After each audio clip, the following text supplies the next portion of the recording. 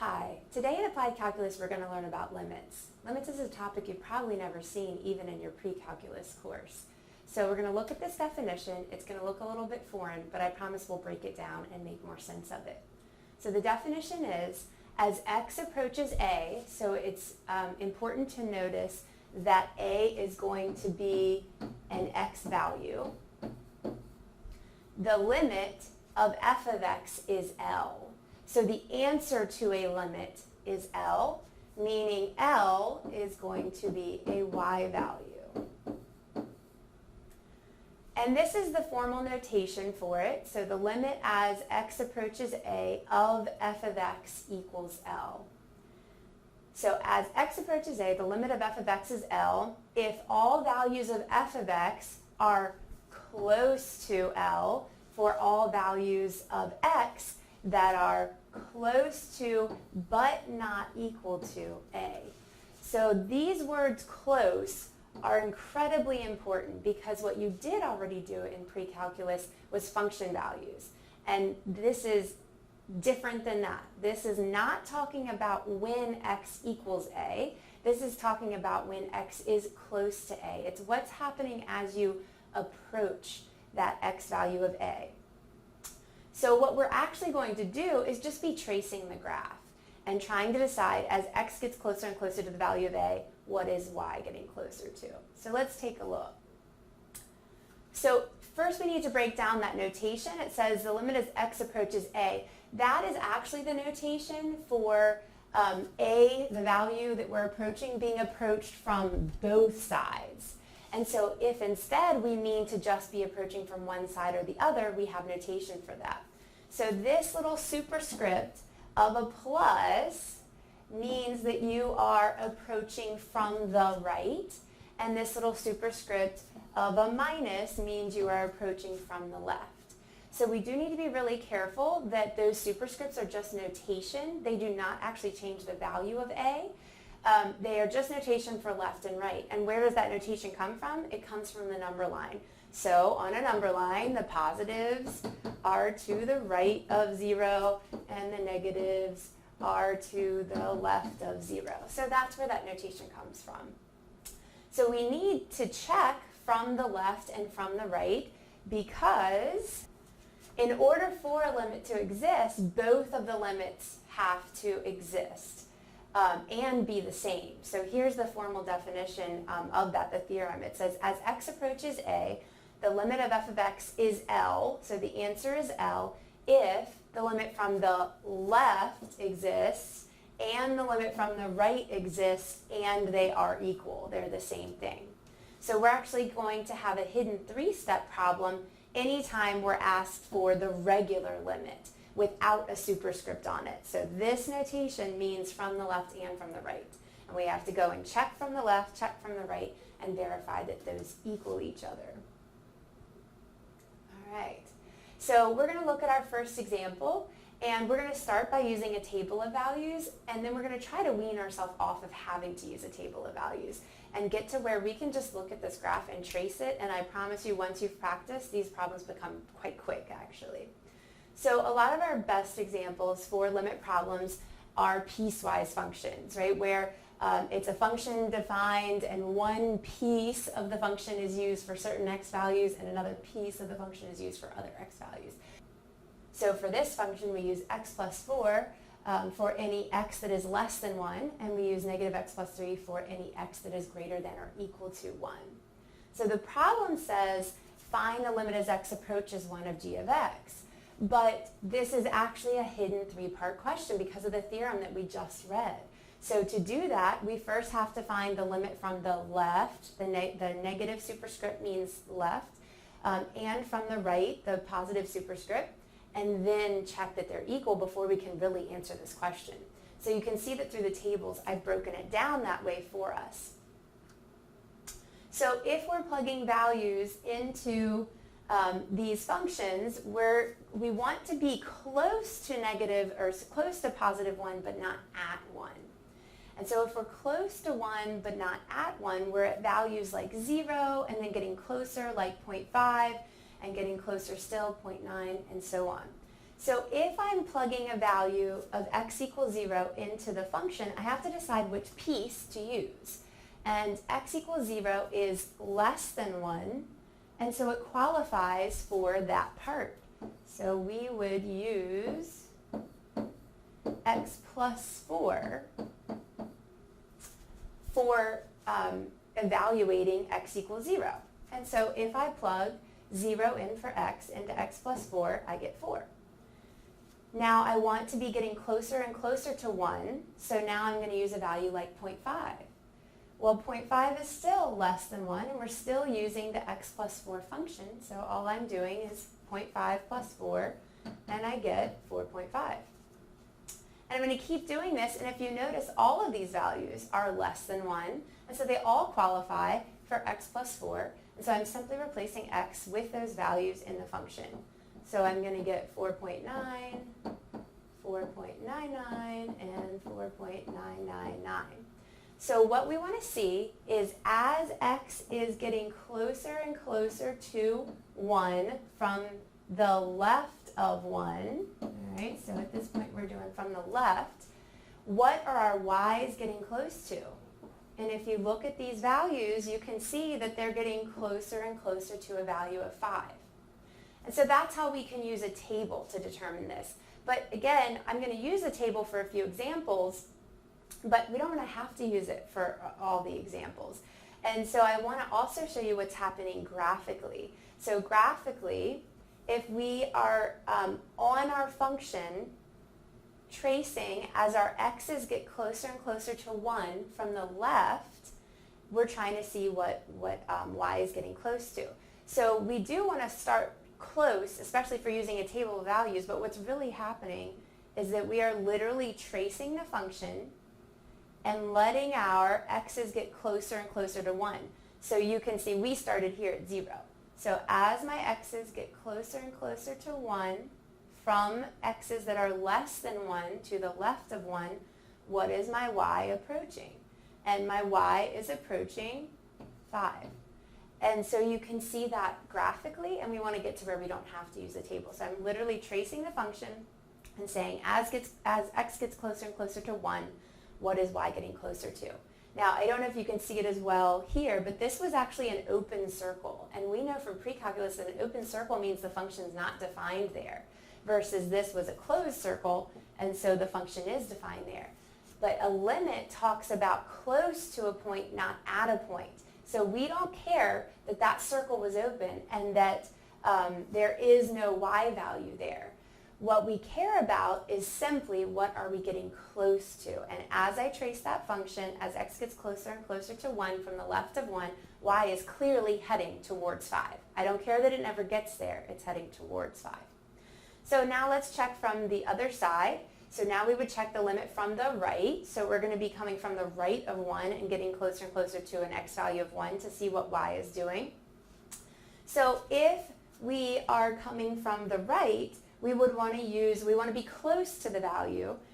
So we want to use numbers that are close to 1 but greater than 1. Because on a number line, if you're to the right of an x of 1, then you are greater than 1. So I want to use numbers like 2, 1.5, and then get closer and closer to 1 as we go. So if I'm plugging a number like 2 into my function, I have to decide which piece to use. Well, 2 is greater than 1.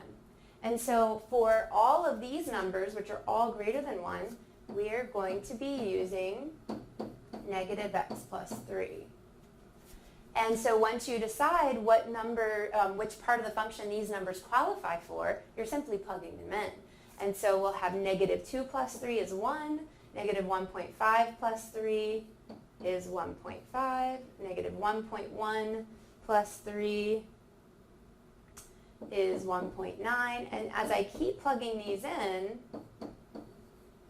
I'm going to get, so now we got 1.999 and then 1.9999. And so as my x's get closer and closer to a value of 1, what are my y's getting close to? And if you look at that table, you can see that those y's are getting closer and closer to a value of 2. So whereas our limit from the left was 5, because what we saw happening in that table our limit from the right is 2. And if we match that up with our image here, we are literally going to trace our graph starting where x's are greater than 1, and we're going to get closer and closer. So this is where we actually started with our table, and we're going to get closer and closer to a value of 1 from x's that are greater than 1, and we're simply asking what is y getting close to? And y is clearly getting close to 2.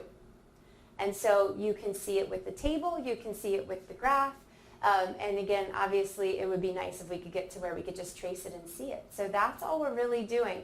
Doesn't matter if it's an open or closed circle. This one was a closed circle, but it doesn't matter. It's just what is y getting close to. So only now can we actually answer the question, the limit as x approaches 1 of the original function, because our theorem said we had to check from the left, from the right, and then see if they're equal. And so what if they're not equal? Because they're not. From the left it was 5, from the right it was 2. So if they're not equal, we say that the limit does not exist. So DNE stands for does not exist. But we'll make sure that we see an example where the limit does exist. So I actually have the same function here. We're simply looking at a different x value. So that's why this notation is really important. The limit as x approaches something of something. We really need to say all of that because what function we're tracing matters, and we'll change our answer obviously, and which x value we're getting close to matters and is going to change our answer, as you'll see here, because I'm keeping my function the same, but I'm changing what x value I'm approaching there. So same function. This time we're approaching 4, but to answer the limit as x approaches 4 without any superscripts, meaning from both sides, we have to first check from the left, from the right, and then see if they are equal. So we've got the same setup here, and I know that if we're tracing our graph, we could start all the way over here to be left of 4, and that's fine, but you have to keep going until you get close to 4. So if the graph jumps, you have to jump too, and keep going until you get close to 4. So since I'm coming from the left of 4 but close to 4, I'm going to start about a unit away, which is what you saw me do last time as well. So if I'm using numbers that are to the left of 4 but close to 4, like 3, 3.5, 3.9, 3.99, all of those qualify for which part, right? We have to decide which part we're using. But all of those numbers, because they are close to 4, but to the left of 4, they all fall in this category. They're all greater than 1. And so when I'm actually plugging these specific values in, I'm going to use negative x plus 3. And once I decide which part I'm using, I simply plug in. So if I plug in 3, I'm just going to get 0. Then I'm doing negative 3.5 plus 3, so that's negative 0.5. And then negative 0.9, negative 0.99. All right, so I am plugging numbers that are to the left of 4 but getting closer and closer and closer to 4 in. And as those numbers get closer and closer to 4, my y's are getting closer and closer to negative 1. So let's check that graphically. So again, I'm starting to the left of an x value of 4. I can start all the way over here, and that is fine. But when the graph jumps, I jump too. So now we're actually getting close to 4. And as x gets closer and closer to 4, what is y getting close to? And notice that we are there at a value of negative 1. And that's exactly what we saw with our table as well. So we could just trace it and say, oh, it's heading towards negative 1, and we're done with the problem. Now we want to check from the right. So if I am coming from x's that are to the right of 4, so they're greater than 4 but close to 4, I could start with values like 5 and get closer and closer. All of these values are greater than 1, so all of these qualify for negative x plus 3. All right, so that means I'm going to be plugging those values into that function, negative x plus 3, and I will end up with negative 2, negative 1.5, negative 1.1, 1.01, negative 1.001, negative 1.0001. And so as we come towards an x of 4, our y's are getting closer and closer to -1. And so we already had an answer of -1 here. We're now going to have an answer of -1 here as well. Notice that when we were coming from the left, we were getting close to -1 and we happened to be, on the 0.99 side. Now we're slightly, on the other side of it, the -1.01 side, but both are heading towards -1. So graphically, what we would be doing is coming from the right, so tracing our graph where x's are greater than 4 and getting closer and closer and simply asking what y are we getting close to? And we're getting close to -1.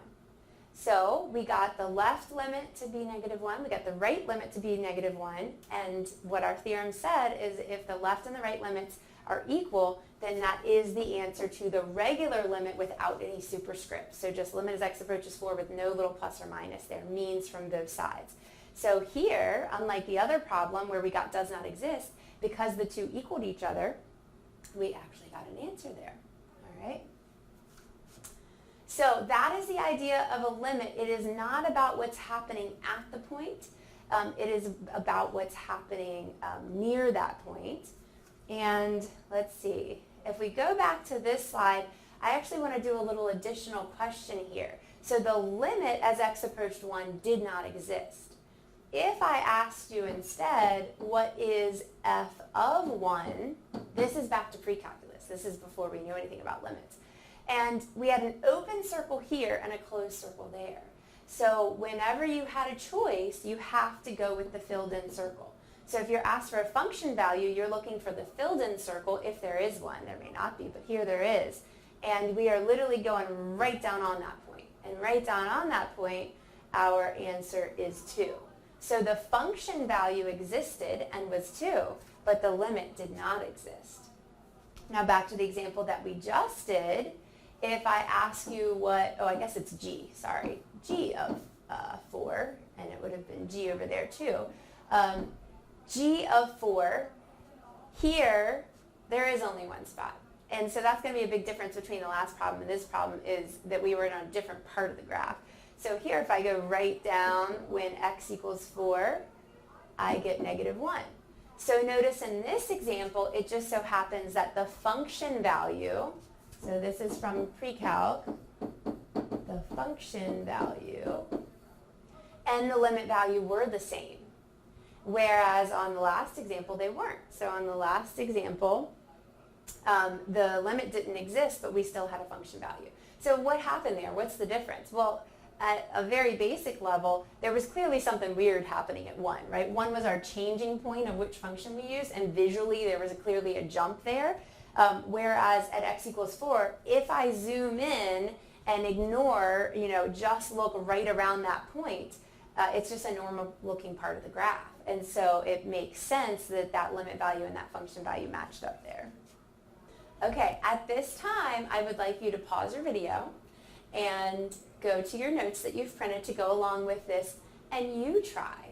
So try this example, and we have a new function, and we're checking from the left and from the right. You can use the table as a way to see it and plug in the values and see what you get, and then verify by tracing the graph. Okay, and then you know that I've got the answers for you to check posted as well on the filled in. But you really have to do math in order to learn it. Just watching is not going to work because guess what? You can't watch when you're taking the test by yourself, right? So pause it now and try this example, and we'll come back to the next example.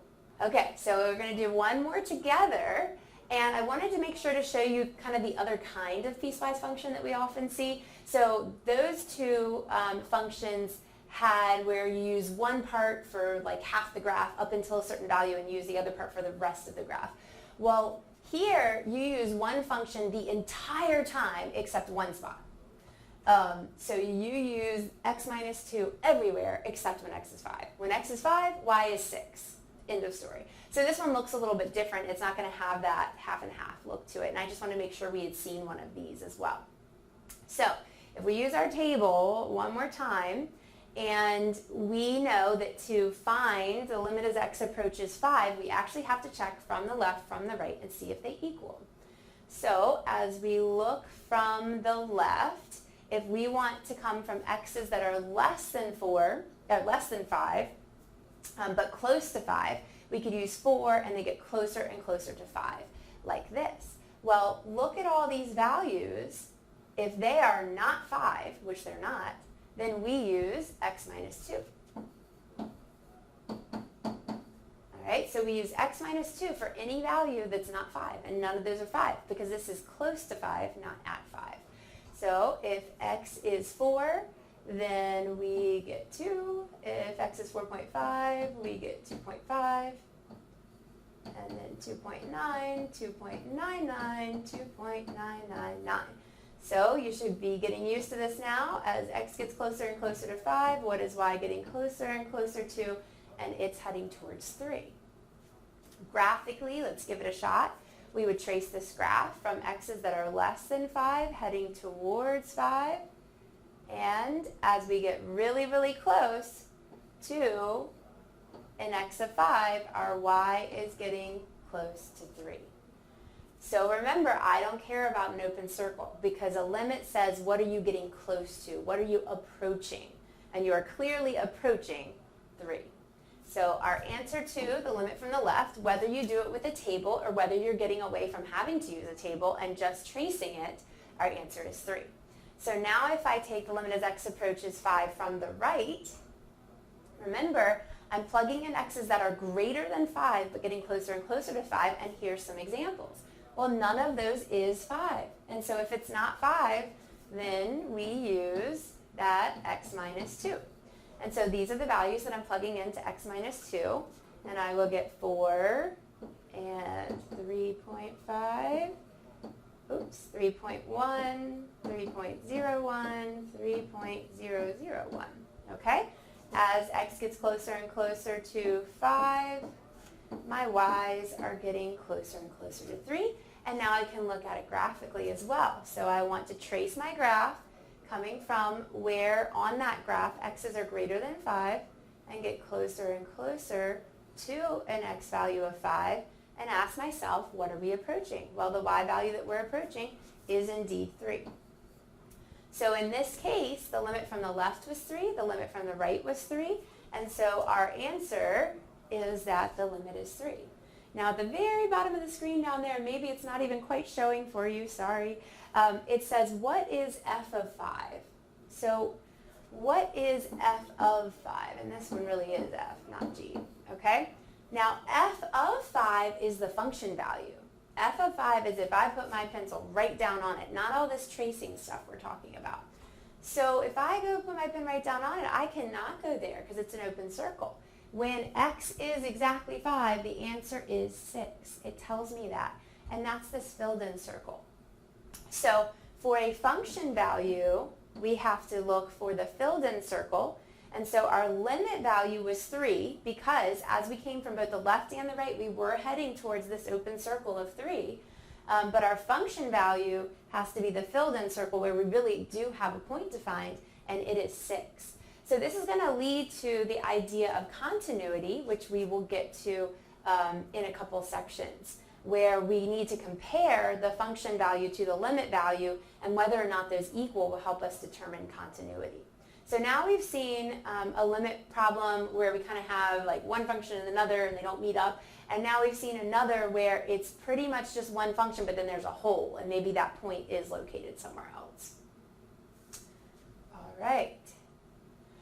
So we're going to use our understanding of doing limits by tracing or numerically to kind of be able to step away from that entirely and be able to take limits algebraically, meaning we don't have to have a picture of a graph at all. But we're going to use what we just learned as a segue to get there. So this is the graph y equals x, and the question is, as x approaches -1, right, the limit as x approaches -1 on this function. Well, we know we have to trace from the left and from the right, and in both cases, as x approaches -1, our y is getting closer and closer to -1 as well. And that should make sense to us because y equals x, right? The function is y equals x. So whatever x is getting close to, so is y. And that's going to come up again and be very important. All right, this is a different function, so we're just getting lots of practice of what we just learned. This is the function y equals 3, right? G of x equals 3. And I'm again approaching -1, but it's a different function. So that's why it's important that we say the limit as x approaches -1, of what? All right, and so if we trace this as we head from the left and right towards an x value of -1, no matter what x value we're approaching, we're always getting a y value of 3 because 3 is the only defined function. It's a horizontal line. It's y equals 3. So no matter what x we're approaching, our answer is 3. Okay, and so then this last function, one more practice, we're still approaching -1. So as I trace from the left and as I trace from the right, what y value are we approaching? So as x gets closer and closer to -1 from both sides, it turns out that, where are we heading to? That our y is approaching 2. So I got a little bit high there. There we go. Okay? And so that's just practicing doing things graphically, just tracing and checking it out. And you can do it on your own paper where you can see the images a little bit better. So these 3 functions weren't just chosen at random. These 3 functions were chosen for a reason. So notice that capital F of x is actually the sum of little f and little g. So capital F of x is x plus 3. And f of x was x, and g of x was 3. So this was done on purpose, okay, that this function is the sum of the other 2. And what we'd like to know is if we're approaching the same x value, if I add a bunch of limit signs, is this still true? So is it true that the limit as x approaches -1 of capital F of x is equal to the limit as x approaches -1 of these? Well, notice that the limit as x approached -1 of x was -1, and the limit as x approached -1 of g was 3, and if we add those, we do get 2. So this is by no means a proof, but it's just an example to show you that if I take the limit of each piece and then add them, I get the same answer as if I had added the values and then taken the limit. And that gets us into these, what I call limit laws, because I like the alliteration of it. So just so you know, before I talk about these, you do not have to cite numbers of limit laws for me. So if you used a different textbook, they'd be in a different order and they'd have a different number. So that'd just be silly. So I do not need to know that this is limit law number 3 or limit law number 7. It's just there so we can, refer to them now. We just have to know the spirit of them and be able to apply them, but we don't have to know what number they are. So we have 2 different functions here, f and g, but we're approaching the same value, c. So remember, c is some number that x is getting closer and closer to, like 2 or, well, here, -1. And the answer to the limit for f is L, and the answer to the limit for g is M. So these are our limit laws, and these 2 are going to be particularly important, and we've already seen them up here. So the first one says k is a completely different constant, okay? So the first one says if the limit as x approaches c of k, well, that's like this function, where the only y value was 3, so 3 is like our k here, then no matter what x you're approaching, y is always 3. So if you're tracing on a constant function, no matter what x is approaching, y is always approaching that constant. So the limit of a constant is that constant. The limit as x approached -1 of the constant function 3 was 3. Okay? That's going to be a big one. The other one we saw in the top left graph. So the limit as x approaches some number on the function y equals x, right there, is whatever you were approaching. And we saw that. The limit as x approached -1 on y equals x was -1. Okay? So why is that? Well, y equals x, so whatever x is getting close to, y is getting close to the same value. So our goal is going to be to apply all these other limit laws so that we can get down to where we're only using these two, because these two make sense. We can see them in these two examples, and get down to where we just know an answer, because notice both of these have number answers that we know, that either the constant function you were given or the value you're approaching. So number 3 is an example of what we showed up here, that if you need to take the limit of something that can be thought of as a sum of two other functions, like exactly like we saw here, it turns out we could take the limit of each one individually and then add their answers, and that's what we saw. So if we took the limit of each one individually and got -1 and 3 and added their answers, we get the same answer as if we just took the limit of that function, which we had done graphically. So we verified it and know it's true. Number 4 is really not much different. It's just what if it was subtraction instead of addition, okay? And then number 5 says if there's a constant times your function, you can bring that constant out in front, take the limit of the simpler part of the function, and then multiply the results. And we'll see these in action in a second.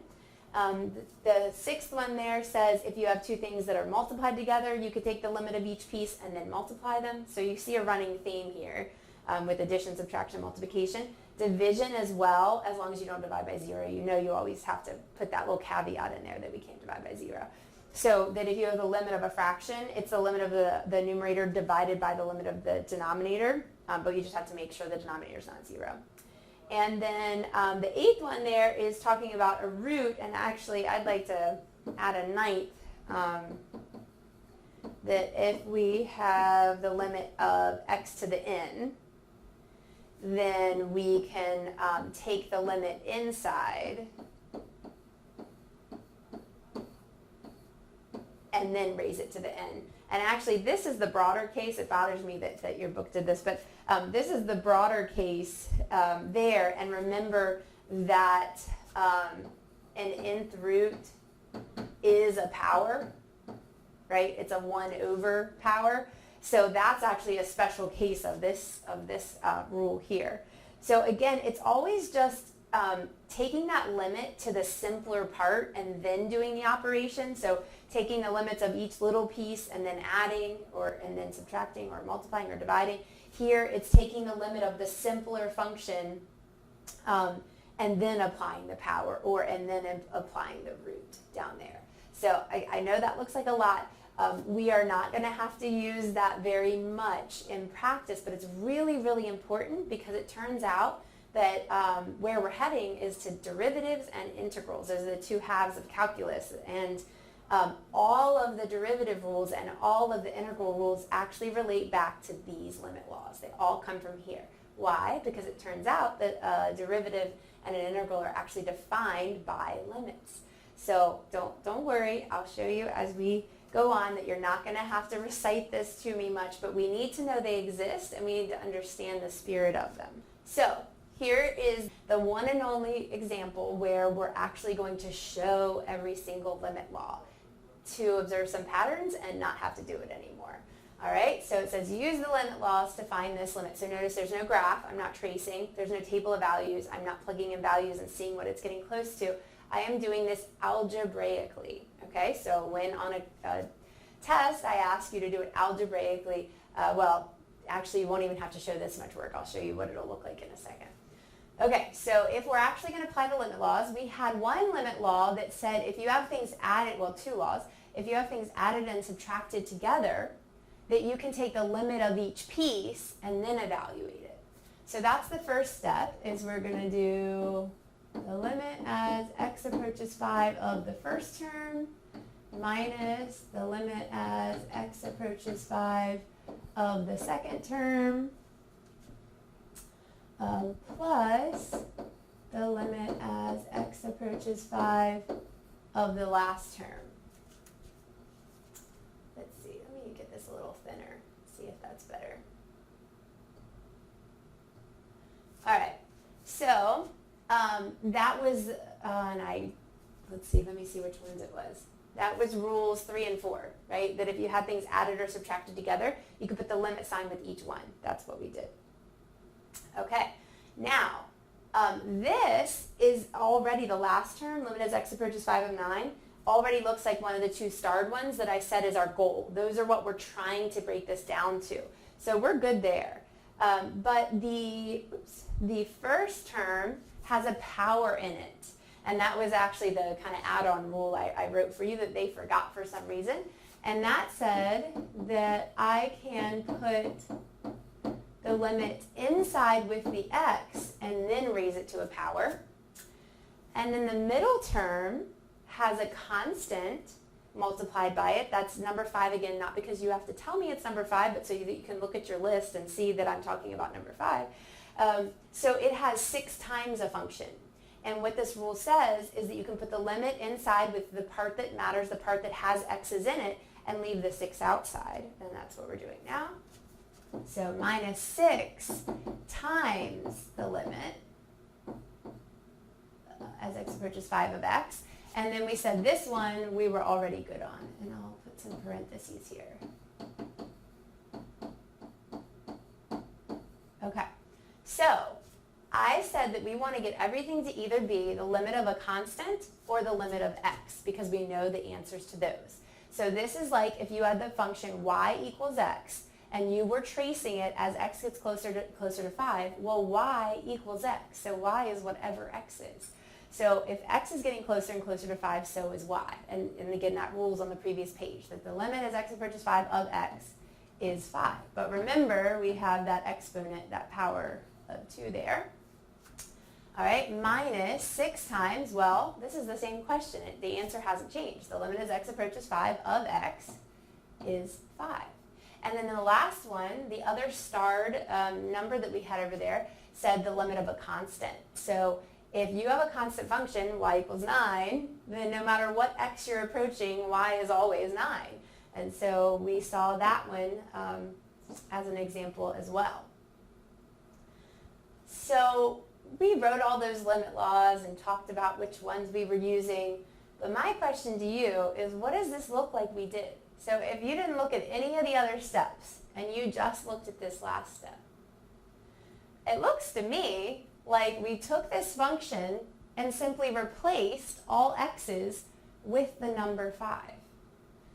And so we did all this work and we talked about limit laws, but hey, couldn't I have just done that? And the answer is yes, actually you could have just done that. And so what do we get? We get, so 5 squared is 25 minus 30 plus 9. So we have negative 5 plus 9, so we have 4. Okay? So we used all the limit laws, but in the last step, it ended up looking like we just plugged in 5, 4x. All right? So that's our conclusion, is it looks like all we did was plug in 5 for x. And so it turns out that for nice functions, that is actually all we're doing, and we can do that. But then what about not nice functions? We have to see in a minute. So this says for any polynomial function, this is a polynomial, it's got domains of all real numbers. So for any polynomial function, if you're trying to find the limit as x approaches a of that function, you're actually going to get the same answer if you just plug in, if you just replace x's with the value a. For a rational function where we could have division by 0 issues, the a has to be in the domain of the function. And so we're going to have to talk more about that, right? And so if a is in the domain of the function, then we can just substitute as well. But then the question is, what if it's not, right? Okay, and so down here, now I want to show you an example of what you can show me. So you do need to show me some work, but you don't have to show me this work. So is 0 in the domain of this function? In other words, does it cause any issues? Well, when we talk about issues, domain issues, the only two things we're looking out for are division by 0 and roots of negative numbers. Well, there is no division, so there's clearly no division by 0. There is a root, so let's do a little check. If I plug 0 in, do I have a negative number in the root? No, I don't. If I plug 0 in, I have 6 in the root, and that's fine. So yes, 0 is in the domain of the function, and if 0 is in the domain of the function, then we just plug in. So we have 0 squared minus 5 times 0 plus 6 and we get 6, right? 0 minus 0 plus 6. Oh, sorry. Oh, it's under the root. Oh, goodness. Okay. All right. So we had a square root there, and we were plugging in, and then this is 0, that's 0, and we still had the 6, and so our answer is the square root of 6. So you didn't have to show me the rule where you put the limit inside the radical, and you didn't have to show me the rule where the limit went with each sum and difference, and where it went inside the squared and where the 5 came out. That's what we did up here, but this is all you really do have to show me. So show me that you're plugging in and what your answer is. And so as x approaches 0 on this function, the answer is the square root of 6. Okay? And then the example down here in the bottom is a u-try, and so we have x squared over x squared plus 1, and you're seeing what happens as x approaches negative 2. As long as plugging x equals negative 2 into that function does not cause division by 0, it doesn't, then you just plug in. So all you're doing is plugging that in. So I would like you to take a second, pause the video, and give that u-try example. So what you should have done down here in this u-try example is simply replace x's with negative 2, and you get 4/5, because we have to be careful with our squaring of negative numbers. That's all your work should look like. So yes, I want to see work, but you're simply plugging in when you can, when it's a nice function. Okay, so then the question is, what if A is not in the domain? You said, oh, if A is in the domain and it's a nice function, then you get to just plug in. I like that, but what if A is not in the domain? So if we try to plug in, we would have negative 2 squared minus 4 over negative 2 plus 2. Well, that's 4 minus 4 over negative 2 plus 2. So there's a 0 in the bottom, but it's really important that there's actually also a 0 in the top. So this is something that you most likely have never seen before. You've talked about what if there's a 0 in the top and something other than 0 like 5 in the bottom. You've talked about if there's a number like 7 in the top and there's a 0 in the bottom, that's undefined. But this is 0 over 0. And this is called indeterminate. Okay? So that's a new idea that you most likely have never seen in pre-calculus.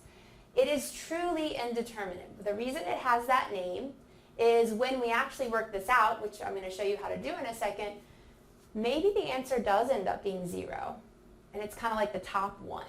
Or maybe the answer ends up being undefined, because it's kind of like the bottom, that division by 0, 1. Or maybe the answer is like 7. So the answer could just be some number. It's not a random number, it depends on the function, but to us it might seem kind of random.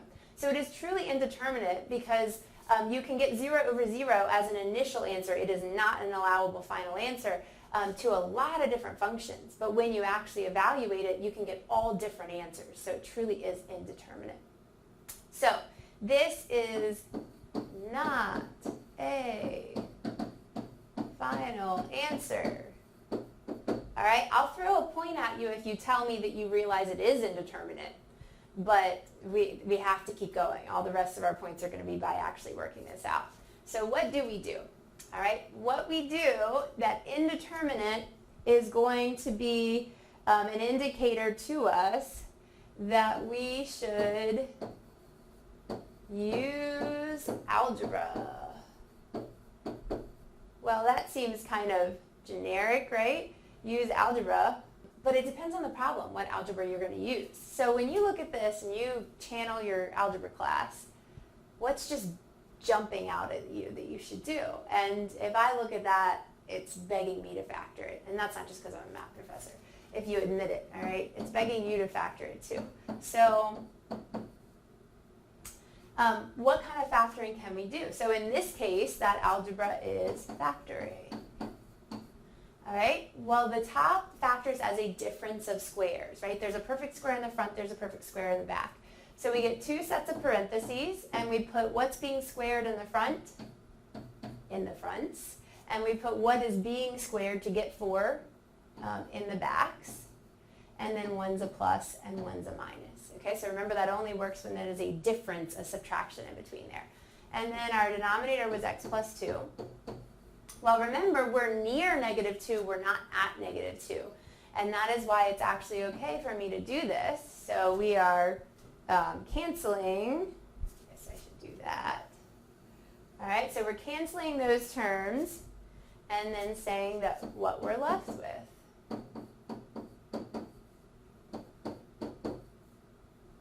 So when that cancels, it leaves a 1 in the bottom that I don't really need to write.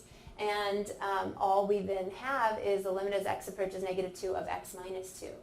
Now, if we plug in, we no longer get an indeterminate form. And so that's what we do. So we use some sort of algebra. In this case, it was factoring, until we get it to a form where you no longer get an indeterminate form when you try to just plug in, that nice, easy way that we learned. So now if I replace x with negative 2, I get negative 4. And so if you just glanced at that, you probably wouldn't have seen that coming from the beginning. And that's why this truly is indeterminate. We could see another example where it ends up being 0 or undefined or some completely different number. So make sure that you can do an example where you just get to plug in, like the last couple of examples, and one where you have to use algebra. So I promise you that on your test and eventually your final exam, when we are working on, when we're testing algebraic limits, you will have one example where you get to just plug in and one example where you're going to get an indeterminate form and have to know that you need to do algebra and to simplify the function until when you do take the limit by replacing x with negative 2, you no longer get an indeterminate form. So there's a couple things there that we need to start being really careful about. Notice that while I was doing this algebra, the limit sign was still there. It is mathematically false for this limit sign to just appear and disappear. It really matters that we're talking about when you get close to negative 2, not when you're at negative 2. So we need to make sure that this limit sign stays the whole time. And then when you replace x with negative 2, that is you taking the limit. And so then the limit sign is gone.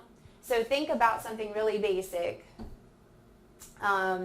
like 5 times 6, okay? Well, the multiplication sign is an operator. It's telling you to do something. So when you do 5 times 6 and you get your answer of 30, you don't write the times sign anymore. You don't write the multiplication sign anymore because you did what it asked. Well, that's how the limit sign works too. It is also an operator of sorts.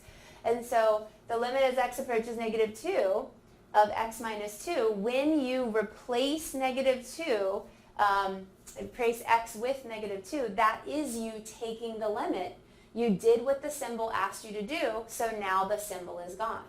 You did what the symbol asked you to do, so now the symbol is gone, right? So it's the same idea, even though limits might be more foreign to you than a multiplication sign. It's actually the same idea.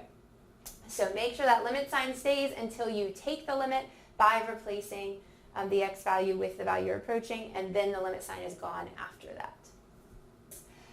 So here are some examples. I would love for you to pause the video and try these on your own. What you're going to see is a variety of cases here. Okay, so pause it now, and then we'll come back and talk about it. All right, I hope you really did pause it. I hope you really did try them.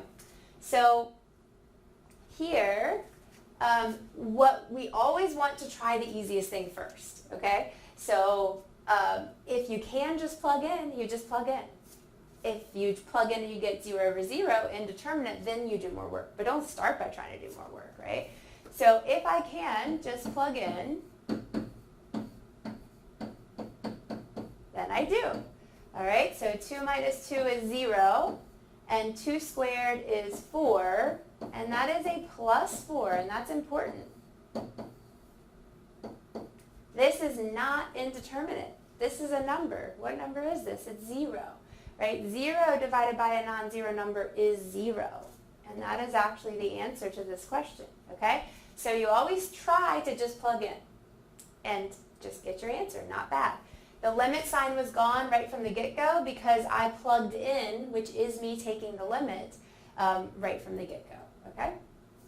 Now if we look at B, so if I try to plug in, I get 2 minus 2 over 2 squared minus 4, which is 0 over 4 minus 4 this time, which is 0 over 0. That is not a final answer. Do not write that as your answer. This could be your, oh, it is indeterminate, okay? So that is indeterminate and means use algebra. Okay? Well, what kind of algebra? Again, that's just begging to be factored, right? So limit as x approaches 2 of x minus 2 over, and that factors as the difference of squares, x plus 2, x minus 2. And so then we cancel, and I see a lot of algebra errors here. X plus 2 lived in the bottom, and it still does. What is left when we cancel is a 1 in the top, okay? So a lot of times I get an answer of 4 for this when the answer is in fact 1/4. Okay, so this is what we have after we cancel. There's a 1 up there. Now if I replace x with 2, I will no longer have an indeterminate form. So now that I am plugging in, limit sign is gone because I did what it asked. This is how, when x is in the domain, I take a limit of a function and I get 1/4. Okay, so in part A, I got to just plug in and get a number, although I do need to be careful that I understand what numbers I get with where my 0 lives. In B, I got 0 over 0, and that matters. That's different than 0 over a non-zero. 0 over 0 is indeterminate. I had to do some algebra, but once I did, I no longer got indeterminate when I plugged in. I got an answer. Okay, and then our last one. So here, if we try to plug in, always try to plug in first. Do the easiest thing first. Then, if there's an issue, you figure it out. All right, so 4 over 4 minus 4, 4 over 0, and that is a different case. So you can see these were chosen on purpose to make sure we remember 0 divided by a non-zero is 0. Okay, so if I have 0 cookies to share amongst 8 people, how many does each of the 8 people get? They each get 0, okay? Here, this is taking a group of 4 people and trying to divide them into 0 groups. So think about that for a minute. So if they all stay together, that's 1 group. If they all go separate, that's 4 separate groups. If they go in pairs, that's 2 groups, right? There is no way to take 4 people and put them in 0 groups. And then my students usually say, oh, if they leave the building. Well, then they're 1 group outside of the building, but they're still a group. Or they're 4 individuals outside of the building. They're still 4 groups. All right, so that is truly undefined.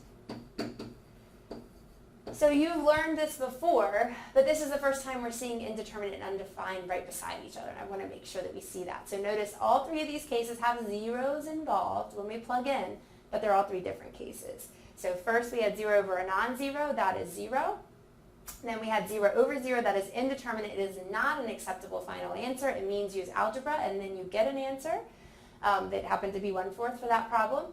And then in the last case, it was division by 0, a non-zero divided by 0, and that is undefined. And so if we get an undefined answer, you could write undefined for me, or you could say D and E. So I would accept either of those. And of course, in your homework system, just whatever notation they're using for that problem. Okay, I hope you tried it on your own before you watched me, because again, you really have to do math to learn it. Okay, so this is another example. We looked at problems like this when we had graphs. I can now ask you to do this without a graph. And we know now when you're talking about the left, we decide which piece we're using. When we're talking about the right, then we have to, parts A and part B, help me answer part C, right? And then we can compare to the function value. So for part A, if I am approaching x from the left, right, that means that we have numbers that are less than 5, and that means that we should use that part of the function when x is less than 5. So the limit as x approaches 5 from the left, we are going to use 2x plus 3. Okay, so we have 2 times 5 plus 3. I am plugging in, that is me algebraically taking the limit, so the limit sign is gone, and I get 13. All right, now we're going to do the limit from the right. So if I'm coming from the right of 5, that is numbers that are greater than 5, and so I'm going to use the negative x plus 12 part.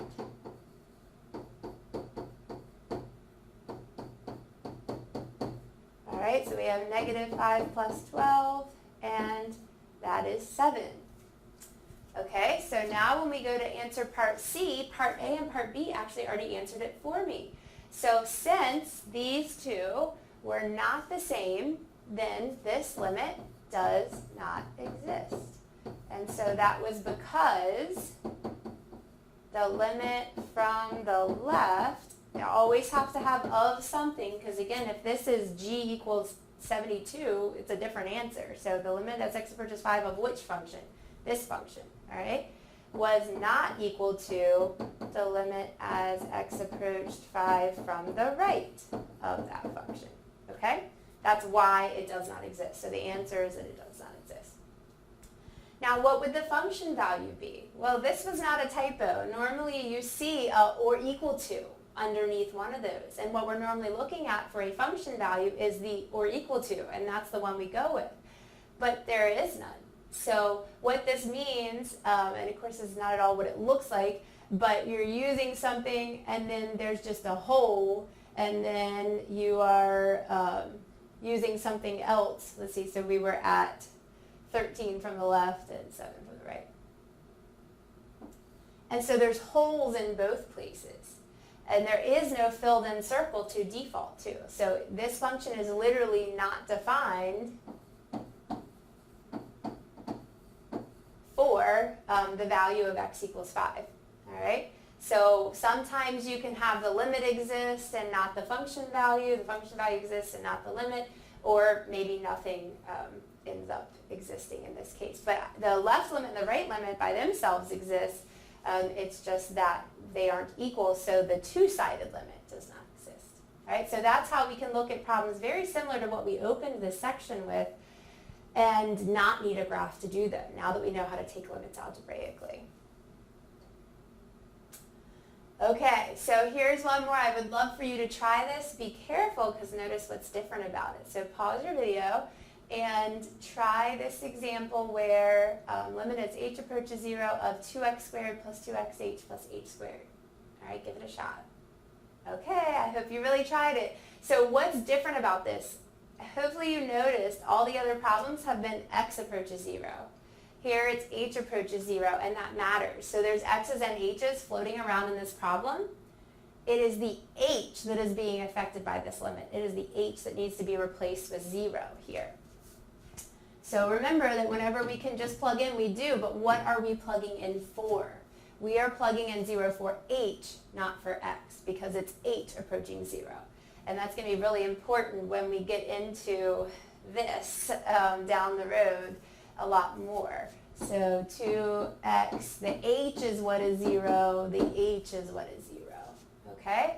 So that's 2x squared. This, of course, 2 times x times 0 is just 0, and 0 squared is 0, so we really just got 2x squared.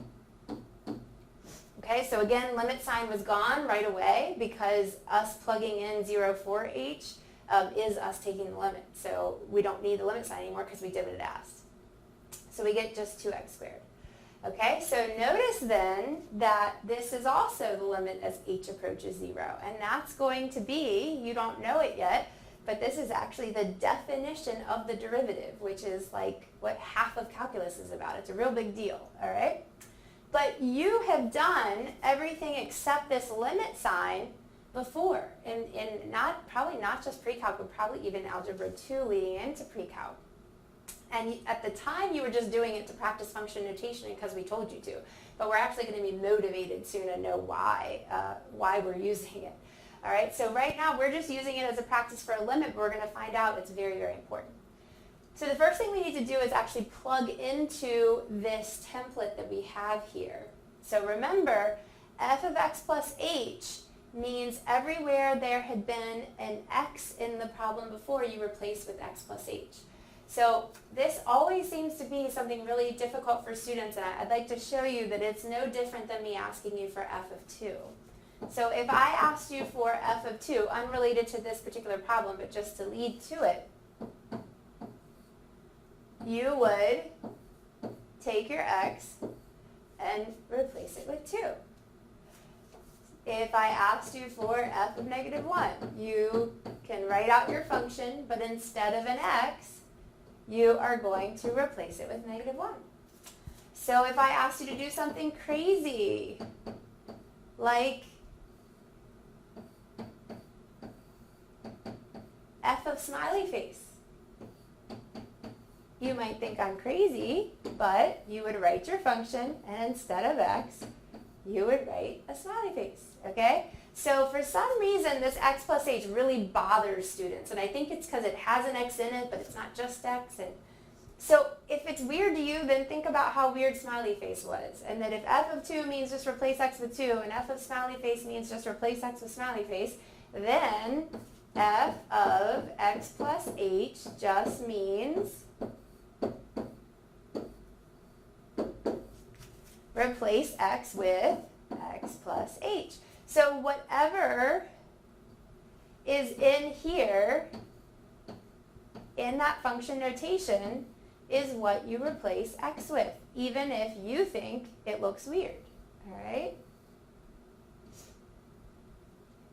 So that often is actually the hardest part of this. The limit part doesn't end up actually being very hard. So in some of your algebra review stuff, there's lots of practice with this, and I hope that you'll spend the time to do it. Okay, so we actually need this f of x plus h. So we have the limit as h approaches 0 of, okay, f of x plus h is 5 times x plus h minus 7. All right, now that was f of x plus h. All right, so then there's a minus sign, I write a minus sign. Then it says f of x. Okay, well I know what f of x is, it's right here. Now, this is not okay, what I wrote, okay? It's not okay because I have to subtract off the entire quantity. So this is a biggie. This is going to be where we run into issues. Anytime you have multiple terms, you have to put that in parentheses.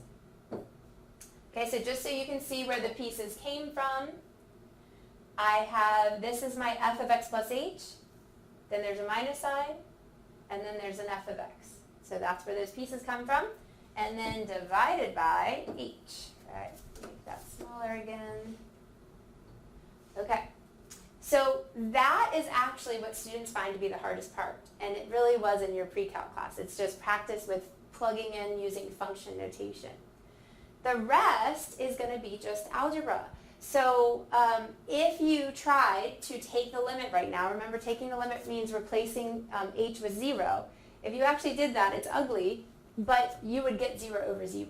So before, in pre-calc, you were told to simplify this using every piece of algebra you know, just because I told you to.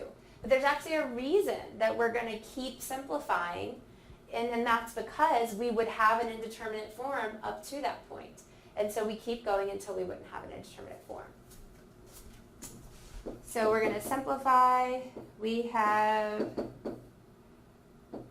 we need to distribute at 5x plus 5h minus 7. I need to distribute here, minus 5x plus 7, and it's all over h. And notice that there's some things that can cancel here now. So we can cancel the 5x's. We can cancel the 7's, okay? Because they are opposite signs. If you forgot the parentheses and forgot to distribute, these would not cancel, and that would be a problem.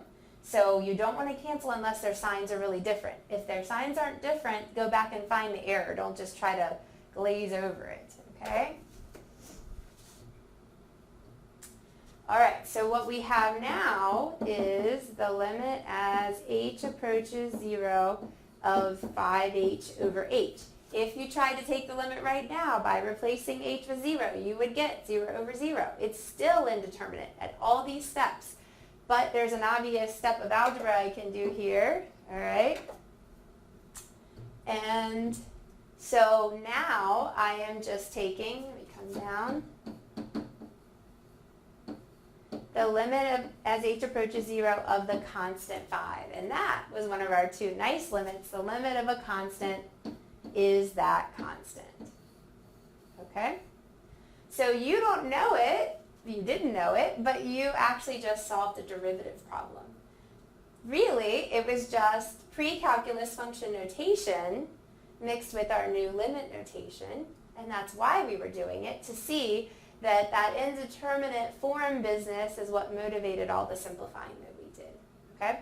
So definitely make sure that you go to your Algebra Pre-Calc review and practice with this function notation because as I've told you in introductory materials, algebra is the #1 reason for struggling in calculus. Some of the biggest concepts in calculus I could tell you and you could just move symbols around and do very easily. But then when you get into simplifying things, it's the algebra that comes back to haunt you. So really practice with this function notation, understanding that it is not f of x and then shove a plus h on the end. It is actually replacing all the x values with the quantity x plus h, meaning you're going to have some distributing to do. All right?